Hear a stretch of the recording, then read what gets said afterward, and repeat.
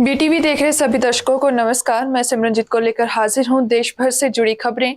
सबसे पहले शुरुआत करते हैं मुख्य खबरों के साथ। चंडीगढ़ के अस्पतालों में मास्क पहनना हुआ अनिवार्य, लोगों को भीड़ भाड़ वाली जगहों पर न जाने की दी सलाह, अलर्ट जारी।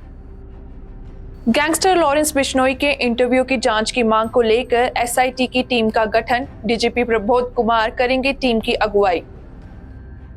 जम्मू कश्मीर के राजौरी में आतंकवादियों ने सेना के 2 वाहनों पर किया हमला, 5 जवान शहीद, 2 जवान हुए घायल। 3 आपराधिक विधेयकों को संसद में मिली मंजूरी, केंद्रीय गृह मंत्री ने इसे ऐतिहासिक दिन दिया करार। अब खबरें विस्तार से। चंडीगढ़ में कोरोना के नए वेरिएंट JN.1 को लेकर स्वास्थ्य विभाग अलर्ट हो गया है। विभाग ने अस्पतालों में मास्क लगाना जरूरी कर दिया है। इसके साथ लोगों को भीड़ भाड़ वाली जगहों पर ना जाने की सलाह भी दी है, जिसकी वजह से बीते दिन अधिकारियों की बैठक भी बुलाई गई थी, जिसमें नए वायरस से बचाव और सुरक्षा को लेकर चर्चा की गई और स्वास्थ्य विशेषज्ञों द्वारा इस नए वेरिएंट से शहर को बचाने के लिए किए जा रहे प्रबंधन को भी जांचा गया। चंडीगढ़ के हेल्थ सर्विसेज डायरेक्टर डॉक्टर सुमन सिंह ने बताया कि अभी सब कुछ कंट्रोल में है। विभाग ने सावधानी के तौर पर एडवाइजरी जारी की है। बता दें कि इससे पहले केंद्रीय स्वास्थ्य मंत्री डॉक्टर मनसुख मंडाविया ने रेस्पिरेटरी इलनेस और पब्लिक हेल्थ की तैयारी पर रिव्यू मीटिंग की थी, जिसमें राज्यों और केंद्र शासित प्रदेशों के स्वास्थ्य मंत्री और अधिकारी शामिल हुए थे। इस सब के बीच पीजीआई के डॉक्टर विवेक लाल का भी बयान सामने आया है, जिनका कहना है कि कोविड के नए वेरिएंट को लेकर स्वास्थ्य मंत्रालय की तरफ से सतर्क रहने के लिए कहा गया है। उन्होंने कहा कि इसमें लोगों को जो पहले कोरोना काल में हिदायत दी गई थी, उनको मानते हुए ही अब उन हिदायतों का पालन करने के लिए कहा गया है।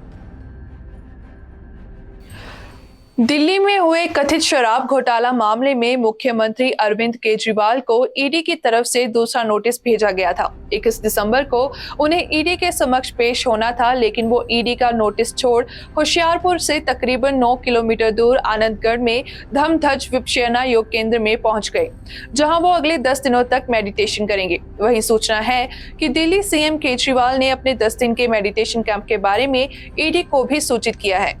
बताया जा रहा है कि केजरीवाल पंजाब के सीएम भगवंत मान के साथ होशियारपुर के लिए रवाना हुए, जहां वो धर्मशाला रोड पर JCT चौहाल में पहुंचे, जिसके बाद थोड़ी देर विराम करने के बाद केजरीवाल महिला वाली गांव के पास आनंदगढ़ में धमध्वज विपश्यना योग केंद्र में पहुंचे।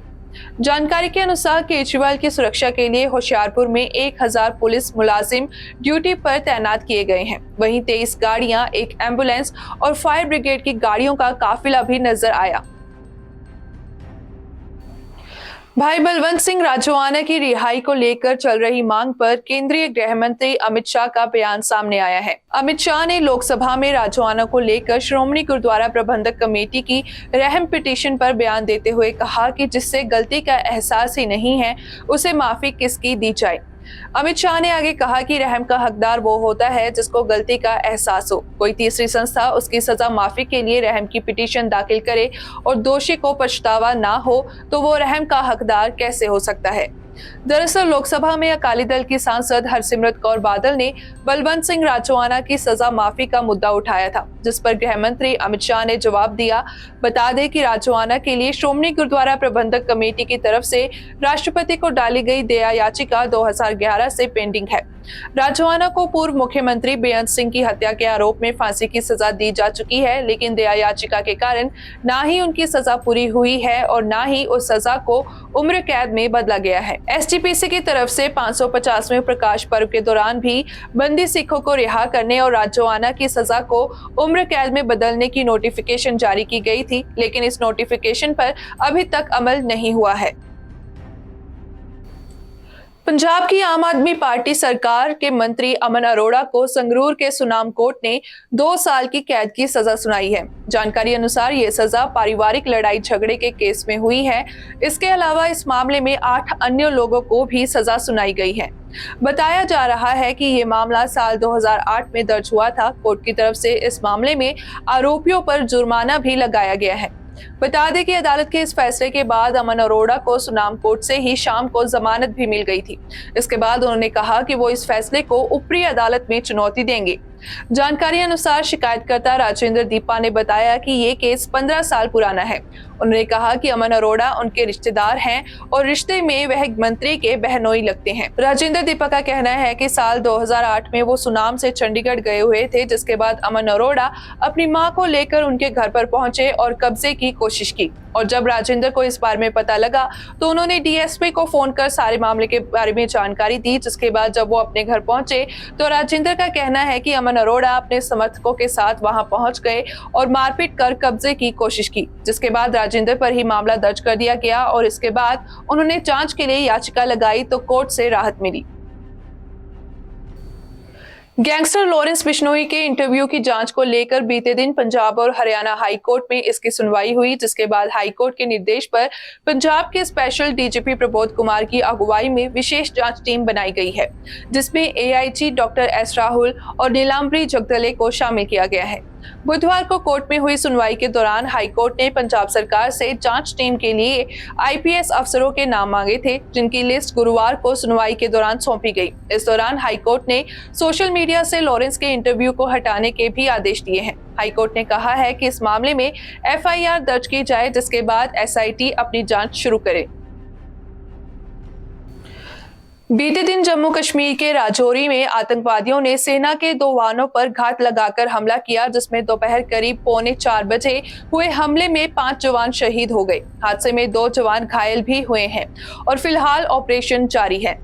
सेना के अधिकारियों के मुताबिक जवानों और आतंकियों के बीच आमने सामने लड़ाई हुई। शहीद हुए सैनिकों में 2 के शव शत विशत मिले। इस बात से इनकार नहीं किया जा सकता कि उनके बीच हाथापाई भी हुई है। साथ ही ये भी संभावना जताई जा रही है कि आतंकियों ने सैनिकों को शहीद करके उनके हथियार लूट लिए हैं। सूत्रों के मुताबिक ये हमला थाना मंडी सुरनकोट रोड पर डेरा की गली नाम के इलाके में हुआ है। ये वाहन जवानों को लेकर सुरनकोट और बफलिया जा रहे थे, जहां बुधवार रात सुरक्षा बलों ने आतंकियों के खिलाफ घेराबंदी और तलाशी अभियान शुरू किया था। जानकारी अनुसार अभियान में शामिल सुरक्षा बलों से सेना का कांटेक्ट हो पाया, जिसके बाद यहां अतिरिक्त सुरक्षा बल भेजा जा रहा था। जम्मू कश्मीर के पूर्व डीजीपी एसपी वैद ने कहा कि आर्मी व्हीकल पर हमला पाकिस्तान की तरफ से योजनाबद्ध तरीके से किया गया है। उनका कहना है कि जम्मू कश्मीर से आर्टिकल 370 हटने के बाद जो सकारात्मक बदलाव हुए हैं, आतंकी इस नैरेटिव को बदलना चाहते हैं। 4 दिसंबर को शुरू हुआ 17वीं लोकसभा का 14वां सत्र गुरुवार को निर्धारित समय से एक दिन पहले अनिश्चितकाल के लिए स्थगित कर दिया गया। यह सत्र काफी ऐतिहासिक रहा। खबरों के अनुसार 13 दिसंबर को संसद की सुरक्षा में सेंध के बाद विपक्ष ने सदन के अंदर जमकर हंगामा किया। इसके चलते लोकसभा और राज्यसभा से रिकॉर्ड 146 विपक्षी सांसदों को सस्पेंड कर दिया गया। वहीं गुरुवार को सत्र के समापन पर स्पीच देते हुए लोकसभा स्पीकर ओम बिरला ने कहा कि सत्र में 14 बैठकें हुई, जो लगभग 61 घंटे और 50 मिनट तक चली। ओम बिरला ने बताया कि इस सत्र में सदन की प्रोडक्टिविटी 74% थी। सत्र के दौरान 12 सरकारी विधेयक पेश किए गए और 18 बिल पास किए गए। बता दें कि 13 दिसंबर को संसद में चूक को लेकर विपक्ष की मांग थी कि पीएम मोदी या गृह मंत्री अमित शाह लोकसभा में बयान दें। इसको लेकर 14 दिसंबर से लेकर 21 दिसंबर तक विपक्ष ने सदन के अंदर जमकर हंगामा किया, जिसके चलते कुल 146 सांसदों को सस्पेंड किया गया। इसमें लोकसभा के 100 और राज्यसभा के 46 सांसद शामिल हैं। जिसके बाद विपक्षी सांसदों ने संसद के मकर द्वार पर बैठकर प्रदर्शन किया। इस सत्र में गृह मंत्री अमित शाह ने 3 नए क्रिमिनल लॉ बिल पेश किए। ये बिल भारतीय न्याय संहिता, भारतीय नागरिक सुरक्षा संहिता और भारतीय साक्ष्य बिल हैं। 20 दिसंबर को ये पहले लोकसभा से पास हुए और फिर 21 दिसंबर को राज्यसभा से पास करवाए गए। अब ये बिल राष्ट्रपति के पास मंजूरी के लिए भेजे गए हैं, जिसके बाद ये कानून बन जाएंगे। कहा जा रहा है कि नए अपराध कानून से कुछ प्रमुख बदलाव नजर आएंगे। मसलन नाबालिग से रेप के दोषी को उम्र कैद या फांसी होगी। गैंग रेप के दोषी को 20 साल तक की सजा या जिंदा रहने तक जेल की सजा होगी और मॉब लिंचिंग में फांसी की सजा होगी। वहीं केंद्रीय गृह मंत्री अमित शाह ने 3 आपराधिक विधेयकों को संसद की मंजूरी मिलने को बृहस्पतिवार को ऐतिहासिक दिन करार दिया और कहा कि इससे देश को अपने नए आपराधिक न्याय कानून मिले। संसद के दोनों सदनों ने भारतीय न्याय संहिता विधेयक 2023, भारतीय नागरिक सुरक्षा संहिता विधेयक 2023 और भारतीय साक्ष्य विधेयक 2023 को पारित कर दिया। शाह ने कहा कि ये कानून नागरिकों के अधिकारों को सर्वोपरि रखते हुए महिलाओं और बच्चों की सुरक्षा को प्राथमिकता देंगे। प्रधानमंत्री नरेंद्र मोदी ने बीते दिन 3 आपराधिक न्याय विधेयकों के पारित होने की सराहना करते हुए इसे भारत के इतिहास में एक महत्वपूर्ण पल बताया। उन्होंने कहा कि जनसेवा और कल्याण पर केंद्रित ये कानून नए युग की शुरुआत का प्रतीक है। पारित हुए इन विधेयकों में औपनिवेशिक काल के आपराधिक कानूनों में आमूलचूल बदलाव करने के साथ ही आतंकवाद, मॉब लिंचिंग और राष्ट्रीय सुरक्षा को खतरे में डालने वाले अपराधों के लिए सजा को और अधिक कठोर बनाने के प्रावधान किए गए हैं। प्रधानमंत्री मोदी ने कहा कि ये विधेयक औपनिवेशिक युग के कानूनों के अंत का प्रतीक है। इसके साथ ही जनसेवा और कल्याण पर केंद्रित कानूनों के साथ एक नए युग की शुरुआत होती है। उन्होंने कहा, ये परिवर्तनकारी विधेयक सुधार के प्रति भारत की प्रतिबद्धता का प्रमाण है। वे हमारी विधिक, पुलिसिंग और जांच प्रणालियों को आधुनिक युग में लाएंगे, जिनमें ध्यान प्रौद्योगिकी और फोरेंसिक विज्ञान पर होगा। ये विधेयक गरीबों, हाशिए पर रहने वाले और हमारे समाज के वंचित वर्गों का अधिक संरक्षण सुनिश्चित करेंगे। प्रधानमंत्री ने कहा कि ये विधेयक संगठित अपराध, आतंकवाद और ऐसे अपराधों पर कड़ा प्रहार करते हैं जो देश की प्रगति की शांतिपूर्ण यात्रा की जड़ पर हमला करते हैं। उन्होंने संसद में गृह मंत्री अमित शाह के भाषणों पर प्रकाश डालते हुए कहा, हमारे अमृत काल में ये कानूनी सुधार हमारे कानूनी ढांचे को अधिक प्रासंगिक और सहानुभूति से प्रेरित होने के लिए फिर से परिभाषित करते हैं। झारखंड के चाईबासा में नक्सलियों ने रेल पटरी उड़ा दी, जिससे हावड़ा मुंबई रेल मार्ग पर ट्रेनों परिचालन ठप हो गया। दरअसल भाकपा माओवादी नक्सलियों ने गुरुवार रात करीब 10 बजे गोयल लकेरा और पोसैता स्टेशनों के बीच बम विस्फोट कर रेल पटरी उड़ा दी।